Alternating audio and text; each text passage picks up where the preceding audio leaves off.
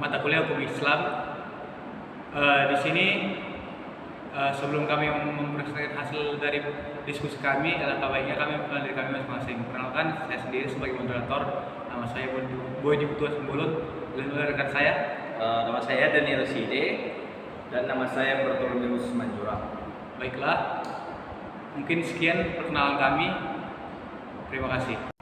Oke, baik, di sini saya akan menjelaskan latar belakang materi dari kelompok 8, hukum kewarisan Islam.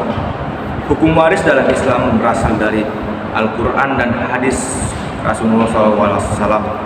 Para ahli hukum Islam seperti mustahid dan fuqaha mentransformasikannya melalui berbagai formulasi kewarisan sesuai dengan pendapat masing-masing.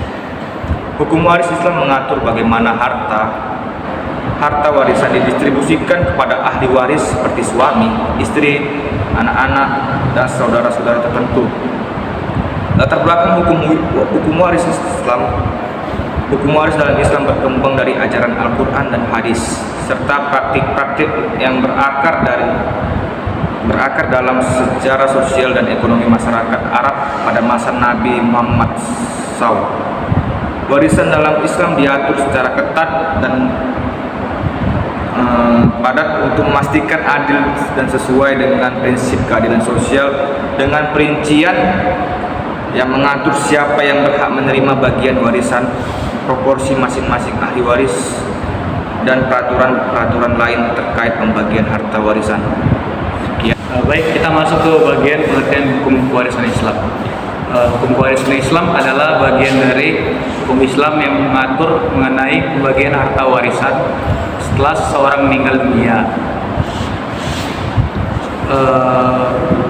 Hukum ini didasarkan pada Al-Quran, hadis, serta ijma atau kesepakatan para ulama dan kias atau analogi hukum Islam.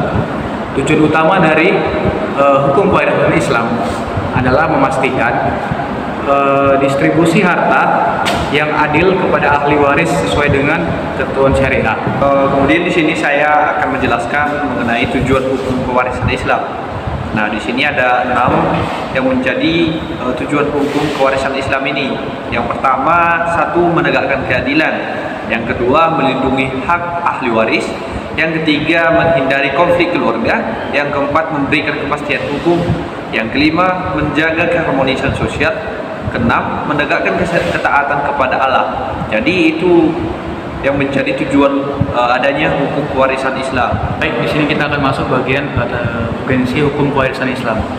Seperti yang kita ketahui bahwasanya urgensi hukum kewarisan Islam mengacu pada pentingnya penerapan aturan-aturan kewarisan Islam dalam kehidupan umat Islam. Hukum ini memiliki peran yang penting dalam tatanan sosial dan keluarga. Berikut beberapa aspek yang menjelaskan urgensi hukum kewarisan Islam. Di antaranya sebagai berikut. Pertama, menjamin keadilan dalam pembagian harta. Kemudian yang kedua, menghindari konflik dan perselisihan. Kemudian yang ketiga, melindungi hak-hak ahli waris. Kemudian yang keempat, kepatuhan terhadap pemerintah Allah dan Rasul. Yang kelima, menjaga keharmonisan dalam keluarga dan masyarakat. Keenam, menciptakan kepastian hukum. Kemudian ketujuh, distribusi kekayaan yang merata. Dan kelapan, memuliakan dan menghormati orang yang telah meninggal. Di sini saya akan menjelaskan sumber hukum kewarisan Islam. Sumber hukum kewarisan Islam berasal dari berbagai rujukan utama dalam syariat Islam. Berikut adalah sumber-sumber hukum kewarisan dalam Islam. Pertama, Al-Quran. Kemudian yang kedua, hadis Nabi Muhammad SAW. Ketiga, ijma atau konsensus ulama. Keempat, qiyas atau analogi hukum. Kelima, urf atau kebiasaan. Keenam, fatwa dan pendapat mazhab. Dan yang ketujuh, wasiat atau al-wasiyah. Sekian, terima kasih. Kemudian kita masuk ke materi selanjutnya, yaitu asas-asas hukum kewarisan Islam. Nah, asas-asas hukum kewarisan Islam merupakan prinsip-prinsip dasar yang menjadi landasan dalam penerapan aturan kewarisan yang sesuai dengan syariat. Nah, berikut adalah beberapa asas utama dalam hukum kewarisan Islam. Yang pertama, isbari, kemudian asas keadilan, kemudian ada asas bilateral, kemudian asas individual, kemudian asas prinsip hak ahli waris tetap, kemudian asas ta'adul al asbab, kemudian asas prinsip farda dan ashabah, kemudian asas penunaian kewajiban terhadap hutang dan wasiat, kemudian asas non diskriminatif, kemudian asas pelarangan waris bagi pembunuh. Nah, jadi semua yang ke-10 itu merupakan asas-asas yang menjadi hukum warisan Islam. Baik, terima kasih.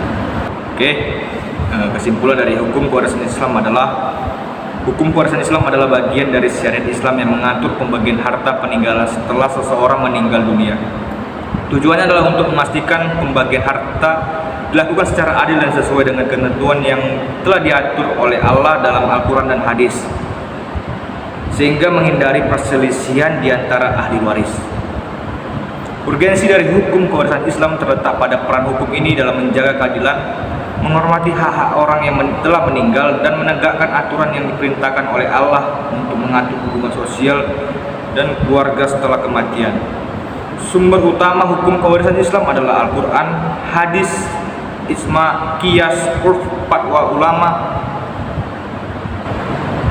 Kemudian asas hukum kewarisan Islam meliputi asas isbari, asas keadilan, asas bilateral, asas individual, asas non-diskriminasi, dan asas pelunasan hutang.